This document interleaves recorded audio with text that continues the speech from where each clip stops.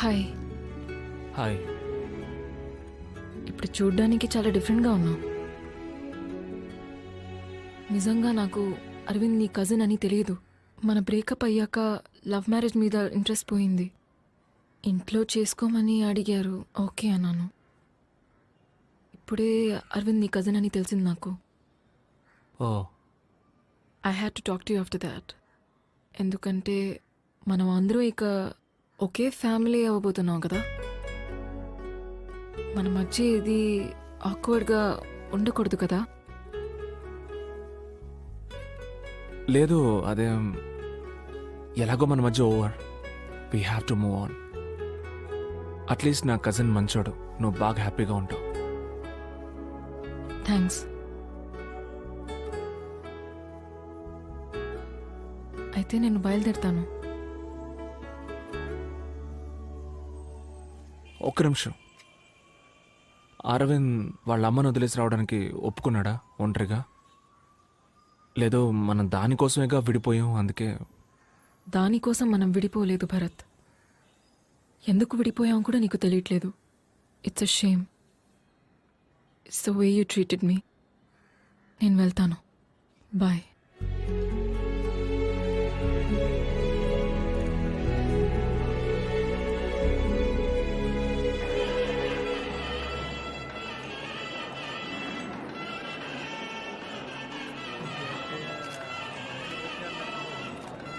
నాకే బాధగా ఉంది మావా. నా మాటిని మనం బయలుదేరిపోదాంరా, వెళ్ళిపోదాంరా.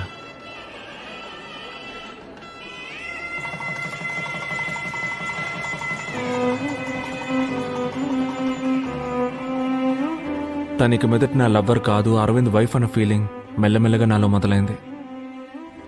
మా అమ్మ మాట విని మా నాన్నతో పాటు ఆయన ఆఫీసులోనే ఉద్యోగంలో చేరాను. ఆ తర్వాత ఏవేవో చెప్పి మా అమ్మ నన్ను పెళ్లి కొప్పించింది. జీవితంలో మనకేం కావాలో దేవుడికి మాత్రమే తెలుసుంటారు. అలాగే నా యమున నాకు దేవుడిచ్చిన వరం.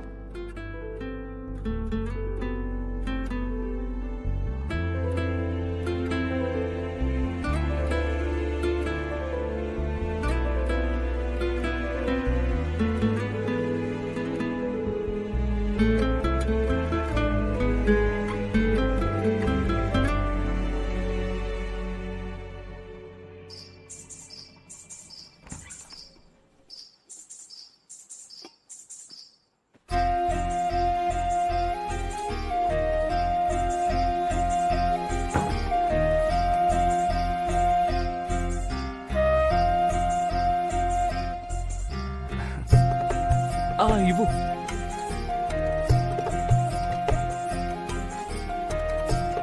చిచి కాళ్ళ కూర్చో కూర్చో.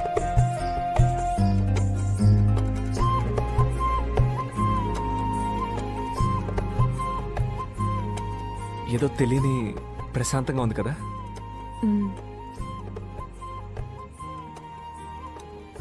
మనం ఏదైనా మాట్లాడుకోవాలి. లేదు, ఎందుకు మాట్లాడుకోవాలంటే అది అరేంజ్డ్ మ్యారేజ్ కదా, మనం ఒకరినొకరు తెలుసుకోవాలి. నేను పెళ్లి చూపులకు వచ్చినప్పుడు నీకు నేను నచ్చానా?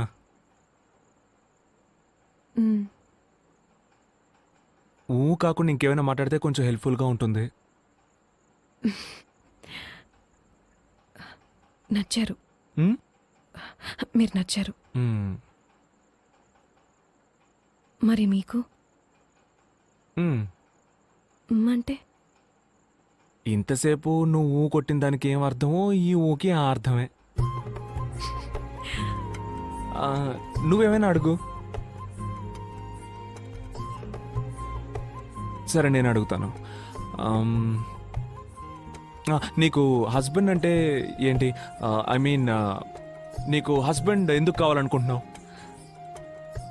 నా ఫ్యూచర్ షేర్ చేసుకోవటానికి, నన్ను బాగా చేసుకోవటానికి, సేఫ్గా అనిపించడానికి, ఒక సెక్యూరిటీ. మీకు వైఫ్ ఎందుకు కావాలి మీకు? నాకా? నాకు చిన్నప్పుడు ఒక తమ్ముడు ఉండేవాడు. వాడు నేను కలిసి హాల్లో పడుకునేవాళ్ళం. వాడు ఏం చేస్తాడంటే నా మీద చేసి పడుకునేవాడు. నాకు అస్సలు నచ్చదు, నేను తీసేస్తూ ఉండేవాడిని. ఒకరోజు నేను స్కూల్కి వెళ్ళాను. స్కూల్కి వెళ్ళి తిరిగి వచ్చేసరికి నీ తమ్ముడు యాక్సిడెంట్లో చనిపోయాడని చెప్పారు. అదేలా నేను వెళ్ళేటప్పుడు ఉన్నాడు, తిరిగి వచ్చేసరికి చనిపోయాడని చెప్తే నేను ఎలా డైజెస్ట్ చేసుకోగలను? ఆ తర్వాత నేను హాల్లో ఒంటరిగా పడుకుంటాను. నాకు కళ్ళు వచ్చేది, కళ్ళు నా తమ్ముడు వచ్చేవాడు. తమ్ముడు వచ్చి చూసావా నేను బతుకున్నప్పుడు నీ మీద చేసుకొని ఇవ్వలేదు, ఇప్పుడు నేను ఎవరి మీద చేసుకోవాలని అడిగేవాడు. నాకు భయం వేసేది, భయపడిపోయి నిద్ర నుంచి మెళుకు వచ్చేది, ఒళ్ళంతా చెమట పట్టేసేది. ఆ తర్వాత ఏం చేశారంటే మా అమ్మ దగ్గరికి వెళ్ళి పక్కన పడుకునేవాడిని, మా అమ్మ మీద చేసుకునేవాడిని. ఒక వయసు వరకు ఓకే. ఆ తర్వాత మా నాన్న ఏమన్నారంటే ఇంత వయసు వచ్చింది ఇంకా అమ్మ పక్కన పడుకున్నావేంట్రా, పోరా పడుకోరా అని హాల్లో ఒంటరిగా పడుకోమన్నారు. నేను హాల్లో ఒంటరిగా పడుకుంటాను, మళ్ళీ కళ్ళు వచ్చేది, నేను భయంతో గబగబా నిద్ర లేచేసేవాడిని. నాకు ఎందుకు వైఫ్ కావాలంటే మీద చెయ్యేసి పడుకోవాలి, అందుకు వైఫ్ కావాలి.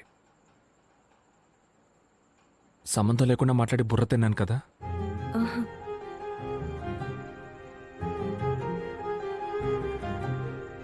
నీకు ఆకలేస్తుందా?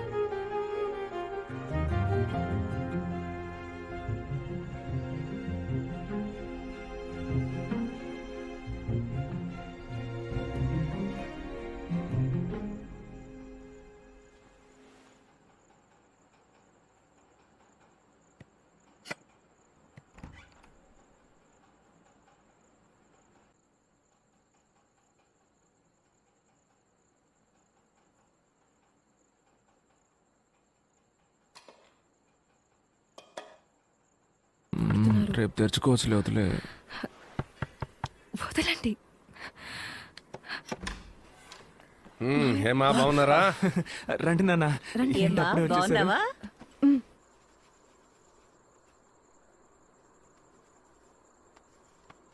ఏదో ఒకటి మాట్లాడు.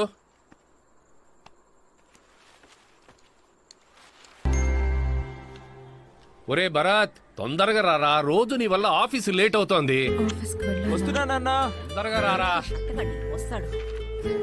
నీకేమీ తెలీదు. హలో, సరే సార్, ఎక్కడికి తీసుకురావాలో నేను చెప్తాను. అలాగే సార్, నేను తీసుకొస్తాను.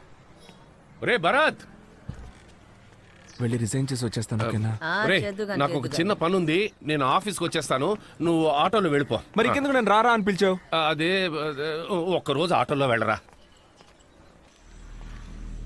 అంతా బానే ఉండేది, కానీ ఒకరోజు మా నాన్న ఆఫీస్ నుంచి టెన్షన్గా వచ్చారు. ఏం జరిగిందో తెలియదు,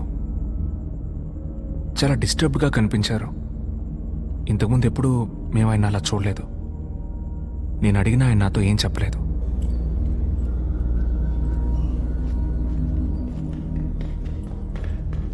నాన్న, నాన్న, షూ వేసుకోవడం మర్చిపోయావు చూడు. ఇదిగో వేసుకో. ఒరే భరత్, ఏంటి? ఈ మధ్య నాకు మతి మార్పు ఎక్కువైంది కదూ. నాకు ఆ, మరీ అంత కాదు, చిన్న చిన్న విషయాలు మర్చిపోతావు అంతే. ముఖ్యమైన విషయాలు ఏమీ మర్చిపోవట్లేదుగా. అదేం లేదు, ఒక షూ మర్చిపోయినందుకు ఇంత ఫీల్ అవుతున్నావు? లేదు లేదు, ఆఫీస్కి వెళ్ళే దారిలో అత్తయ్య వాళ్ళ ఇంటికి వెళ్ళి వెళదాం.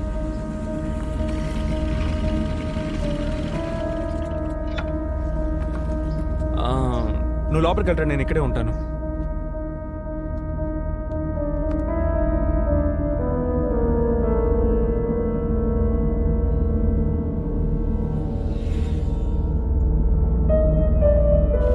ఏంటి పైన ఏదైనా ప్రాబ్లమా? ఆర్గ్యూ చేస్తూ ఉన్నారేంటి? అదేం లేదు భరత్, అది వేరే మ్యాటర్.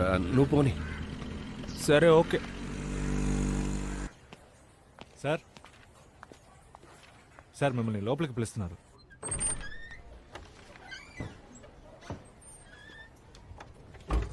ఆ దేవేంద్రనాథ్ అకౌంట్స్ ఫైల్ తీసుకురండి. సరే సార్.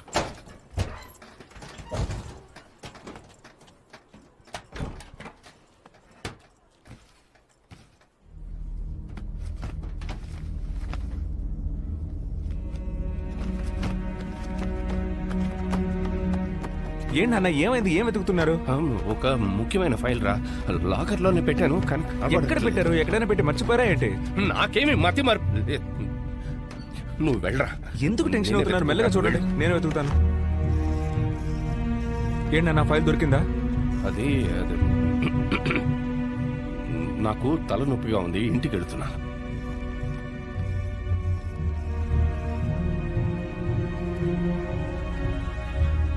రండి. అబ్బాయి ఏడి? వాడికి నేనా బాధ్యుణ్ణి? ఇంకా ఎంతకాలం అని? వాడేమైనా చిన్నపిల్లాడా? వాడికి పెళ్లి కూడా అయింది. బాధ్యత తెలిసిన వాడే. వస్తాడులే. ఈ ఫైలు జాగ్రత్త జాగ్రత్త ఎక్కడైనా పెట్టు, మర్చిపోతావు. మర్చిపోకు.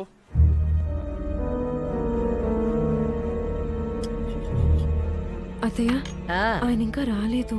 ఫోన్ స్విచ్ ఆఫ్ లో ఉంది. ఆఫీస్ నంబర్ రాసి పెట్టాను, వెళ్ళి ఫోన్ చేయి. వెళ్ళు. హలో, చెప్పండి. భరత్ సార్ ఉన్నారా? బయలుదేరాడు మేడం. ఓ, బయలుదేరేసారా? సరే, థ్యాంక్ యూ. ఒక్కరోజు లేట్ అయినందుకు ఈ పిల్ల ఎంత గాబరా పడుతుందో చూడండి. భోంచేస్తారా? ఈయనకేమైందో. మామయ్య అత్తయ్య మీద కోప్పట్టారు. అవునా? ఏం లేదు, ఆఫీస్లో ఒక ఫైల్ కనపట్లేదు, అందుకే టెన్షన్గా ఉన్నారు. పో.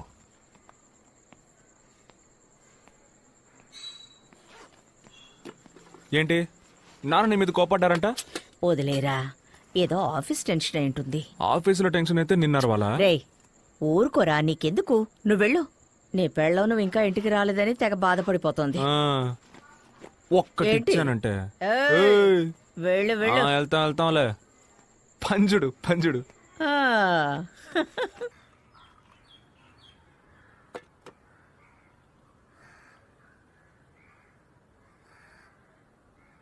మామయ్య,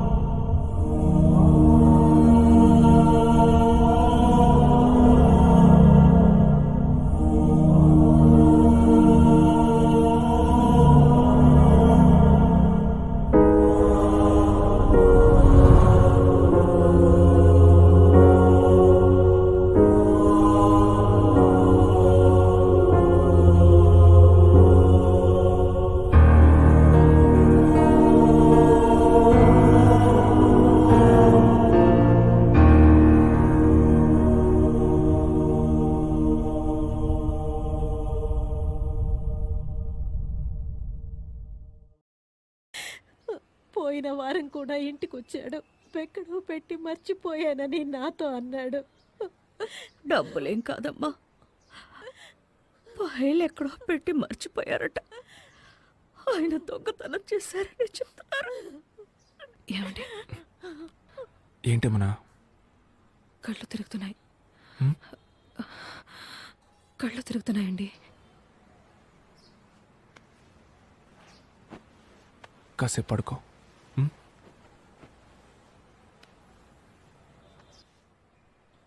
సార్ రండి. సారీ. రండి కూర్చోండి సార్. పర్వాలేదు, నీతో కొంచెం విడిగా మాట్లాడచ్చా? ఫైల్ గురించి నీతో ఏమైనా? లేదు, మా నాన్న అలాంటి వారు కాదు సార్. అయ్యో, ఆయన గురించి నాకు తెలుసు భరత్. ఆయన గురించి తప్పుగా మాట్లాడితే అంతకంటే పాపం ఉండదు. బట్ అడగడం ఎంతైనా నా బాధ్యత. ఆయన బ్యాగ్ ఏదైనా తీసుకొచ్చారా? బ్యాగు? ఏం బ్యాగ్ సార్? డబ్బు ఏమైనా తీసుకొచ్చారా అని నా. లేదు సార్, మీరు ఆయన ఫైల్ అమ్మేసి డబ్బు తెచ్చుకున్నారా అని అడుగుతున్నారు అంతేగా? కాదు కాదు భరత్, అడిగానంతే. ఆయన ఈ ఫైల్ పోగొట్టినందువల్ల ఈ పెన్షన్, ప్రావిడెంట్ ఫండ్ ఏమీ రావు. నిన్ను ఉద్యోగంలోంచి తీసేయాల్సి వచ్చింది. తెలిసింది సార్. I'm sorry Bharat. నీకేమైనా సాయం కావాలంటే నన్ను అడుగు. సరే sir, thanks. Take care Bharat.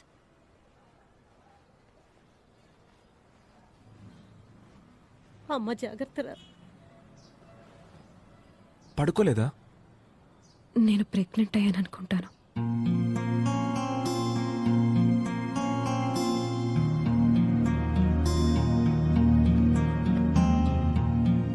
Suicide ఇల్లుని అందరూ అదలా మాట్లాడుకుంటున్నారు. అంతేకాకుండా ఫైలు దొంగిలించారు, అది ఇదని న్యూస్ లో వచ్చింది. ఇరుగు పొరుగు వాళ్ళంతా అదలా మాట్లాడుకుంటున్నారమ్మా.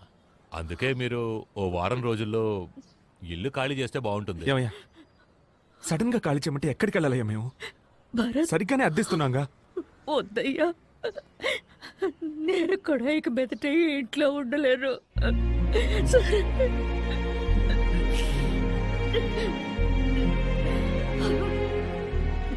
అమ్మ వాళ్ళ ఇంటికి వెళ్దామండి.